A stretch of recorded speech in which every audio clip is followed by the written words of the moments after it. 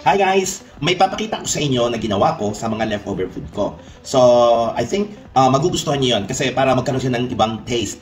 Yung pakikita ko sa inyo kung paano ko ginawa yung leftover kong adobo, tapos kung ano namang available na gulay dyan sa refrigerator ko, nilagay ko hanggang sa nakabuo ako ng isang putahe. Ay, ba tayo? Nakapagluto ako ng pansit. So, tanghon gisado ang ginamit ko kasi mas pwede siya sa mga diabetic kasi galing siya sa munggo. So, unlike ng bihon, galing siya sa rice. So, sotanghon ang niluto ko. Pero galing siya sa mga leftovers. So, panoorin nyo guys. I hope magustuhan nyo yung aking way na pagluluto dito.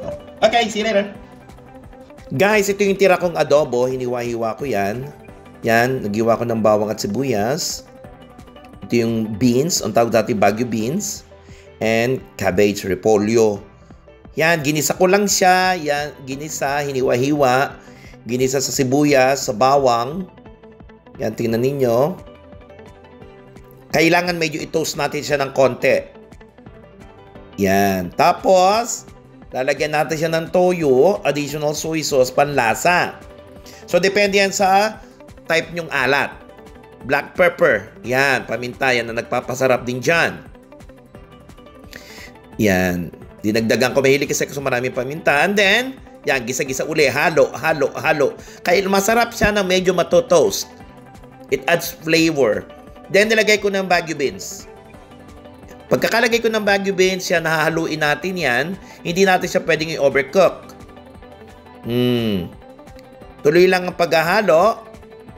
And then, iwan natin. And then, ilagay na natin yung cabbage or repolyo. Ganyan lang siya kasimple. Ganun uli, same procedure, hahaluin uli natin siya. Hindi siya pwedeng i-overcook. Hanggang sa magpantay na yung init niya.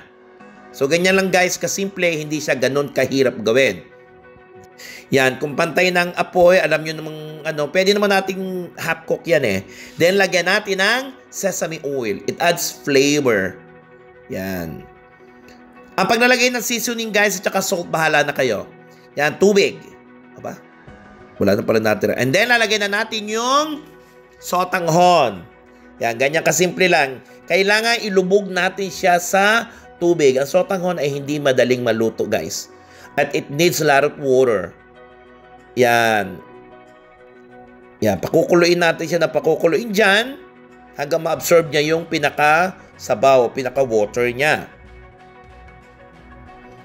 Tatakpan para main-in, parang nagsasaing. And then, i-check, bubuksan natin. Kita nyo, na-absorb nyo na yung tubig. Hahaluin natin siya uli para pumantay at hindi masunog yung nasa ilalim. Continuous ang paghahalo. Same procedure. Kita nyo, yan, ubos na ang sabaw.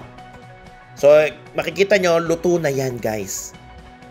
So, hahaluin pa natin para hindi dumikit yung nasa ilalim. Tatakpan natin ng mga 1 to 2 minutes. Then, buksan natin uli. Ang gagawin natin dyan, ilalagay na natin yung pinaka-toppings.